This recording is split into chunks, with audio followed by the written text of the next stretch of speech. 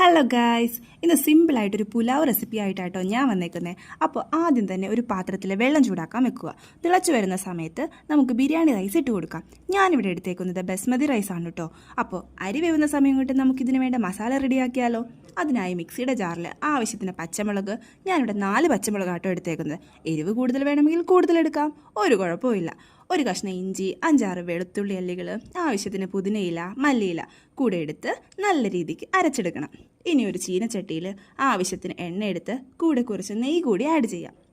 ഇനി അതിലേക്ക് കറുവാപ്പട്ട, ഏലക്ക, ഗ്രാമ്പു എന്നിവ ഇട്ട് കൊടുക്കുക.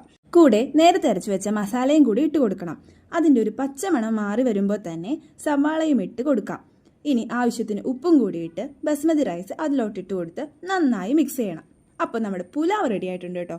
നല്ല കിടിലൻ സ്മെല്ലൊക്കെ വരുന്നുണ്ട് കേട്ടോ. പുലാവിന് കൂട്ടായി ഇതേ കുറച്ച് സാലഡ് കൂടെ ഉണ്ടാക്കിയിട്ടുണ്ട്. അപ്പോൾ നിങ്ങളും ഇത് തീർച്ചയായും ട്രൈ ചെയ്യണേ. അപ്പോൾ അത്രയേ ഉള്ളൂ ഗായ്സ്. Tata, bye bye.